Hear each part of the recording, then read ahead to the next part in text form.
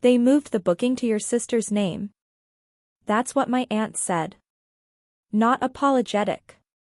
Not careful. Just factual, like she was reading a grocery list.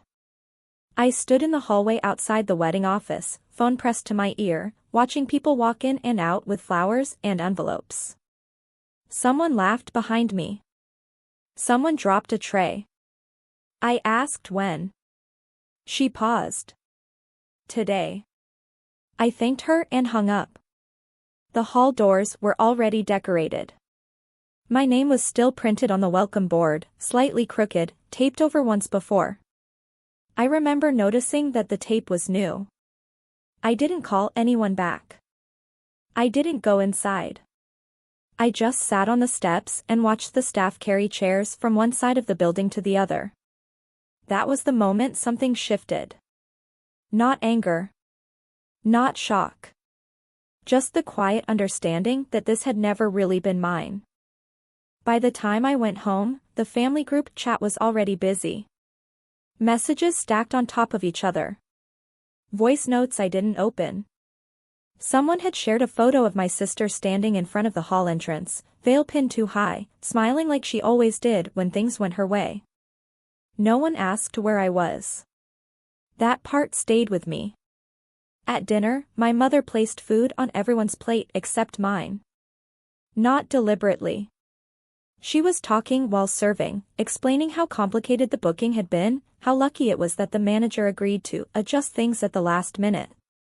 She said adjust the way people say fix, when something breaks in a way that benefits them. My father nodded along, focused on his phone. When he finally looked up, it wasn't to check on me.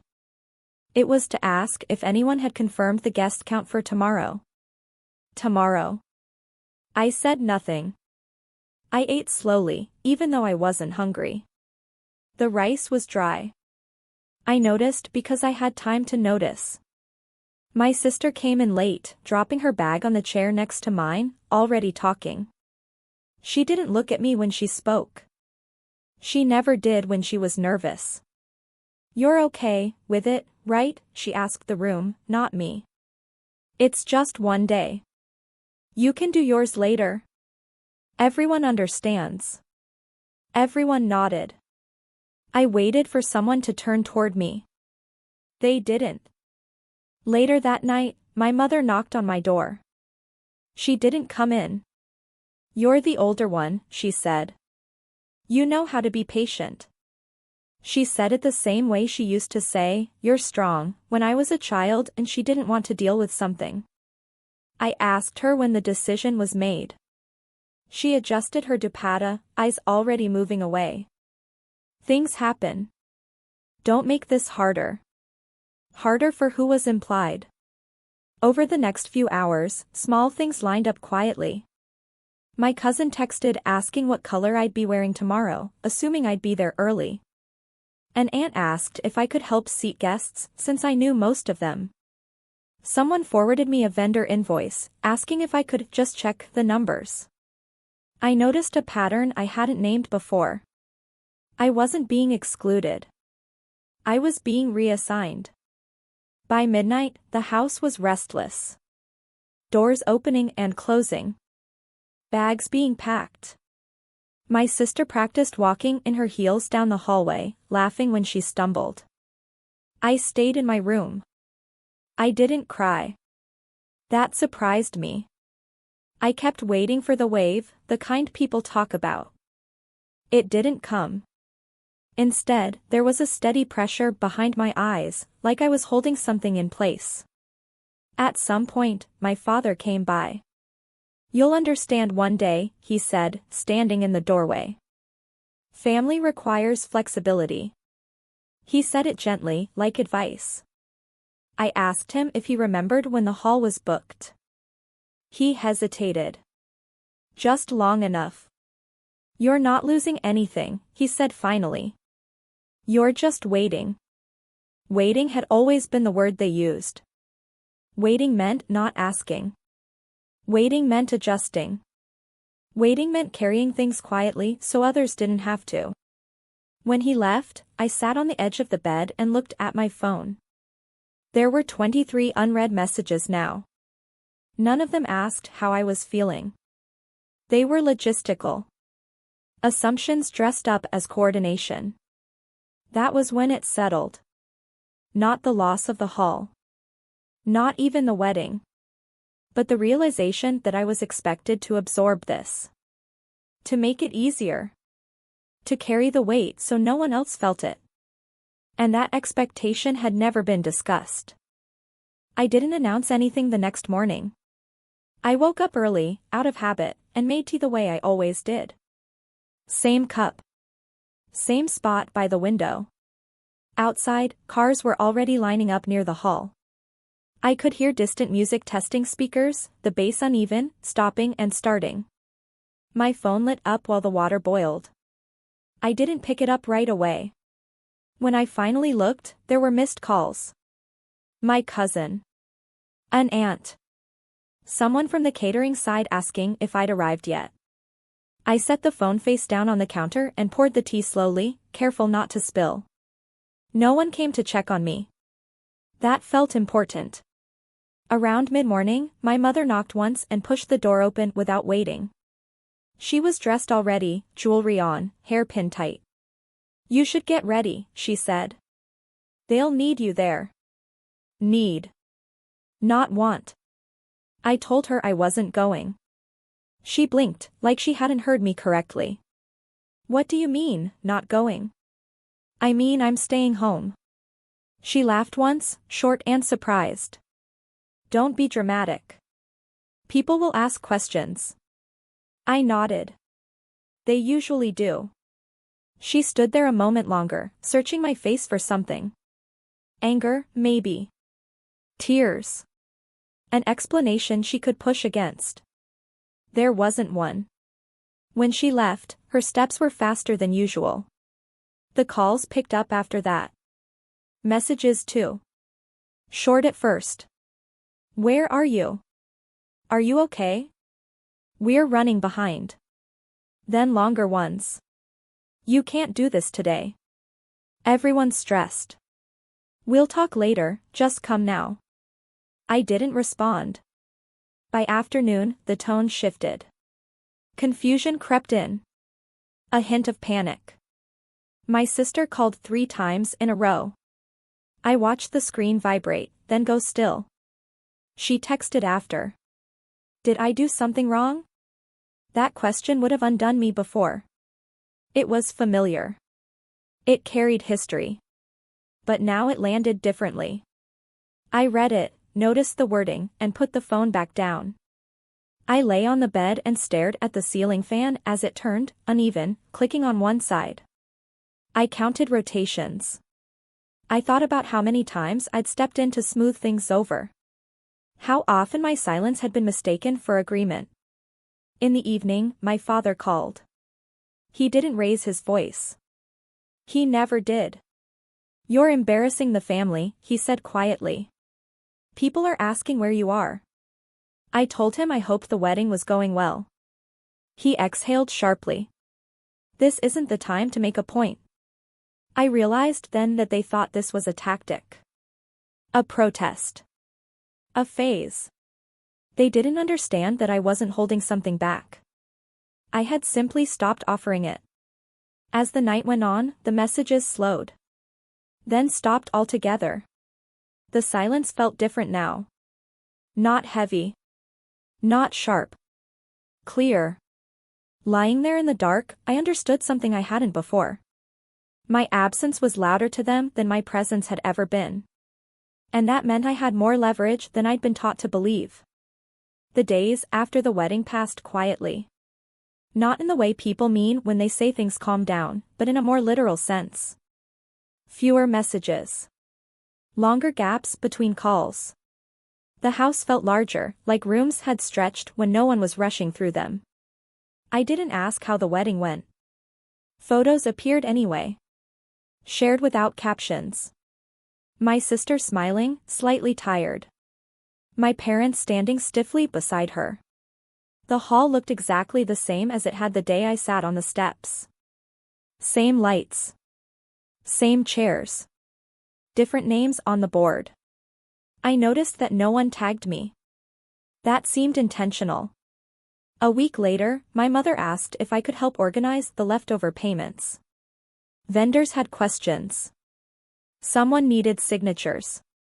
She framed it as a practical thing, nothing emotional. I don't have the paperwork, I said. It was true. Everything had been moved to my sister's name. She'd made sure of that. I remembered signing forms months ago, my name written carefully at the top, and then later being told it would be simpler if everything went through one person. Simpler had never meant simpler for me. My mother frowned, annoyed but contained. Then ask your sister. I think she should handle it, I said. That was all. The requests didn't stop right away. They just changed shape. My aunt asked if I could speak to a relative who was upset about seating. A cousin wanted help sorting gift lists. Someone else asked if I still had the hall manager's number. Each time, I said some version of the same thing. Calm. Polite. Unavailable. Not now. I'm not involved. You should ask her. No explanations followed. I didn't add tone. I didn't defend myself. After a while, the calls became fewer, and the pauses between them grew longer. Distance did some of the work for me. So did systems. The bank account I'd opened for wedding expenses remained untouched. No one asked about it. They couldn't. It wasn't theirs. The lease agreement I'd delayed signing quietly expired. I didn't renew it. No one noticed until it mattered. When my father brought up future plans, casually, I listened without responding right away. He talked about adjustments. About how things would balance out eventually. Eventually had always been a flexible word. I asked him who was handling the outstanding contracts. He stopped talking. Later, my sister texted me. She sounded tired. Not angry. Just worn down. I didn't realize how much you were doing, she wrote. I thought it would be the same. The same as what, she didn't say. I didn't answer immediately. I read the message again the next morning, then once more at night. Each time, it felt different. Not heavier. Just clearer. I replied the following day. I'm glad it worked out. That was it. No accusation. No explanation. No reopening. Time kept moving. And with it, small things corrected themselves without my involvement. Missed deadlines became someone else's problem. Questions landed where they belonged. I didn't feel satisfaction. That surprised me too. What I felt was a kind of steadiness. Like standing still while something heavy finally slid off on its own. By the end of the month, no one asked me to fix anything anymore. And that was when I sensed it.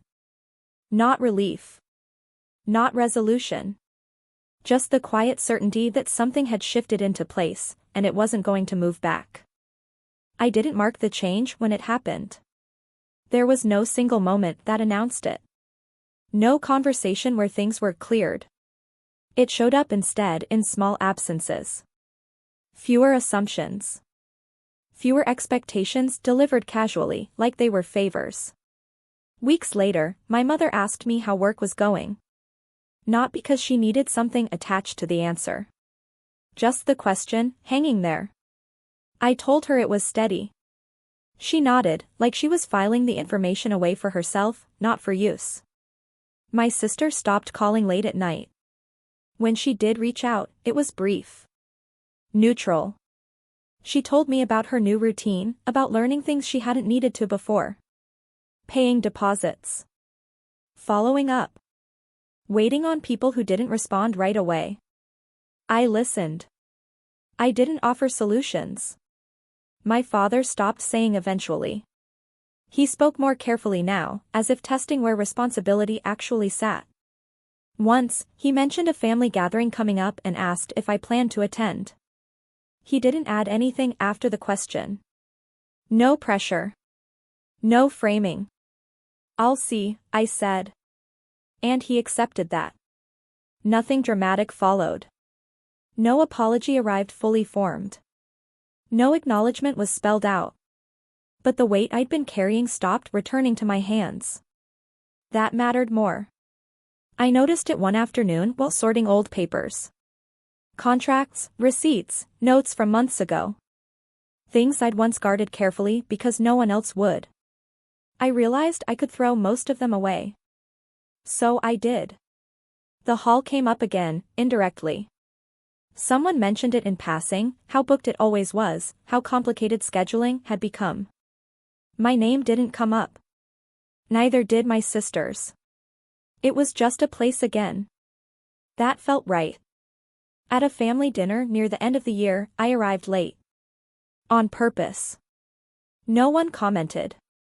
A chair was pulled out for me, not because it was expected, but because it was available. I sat.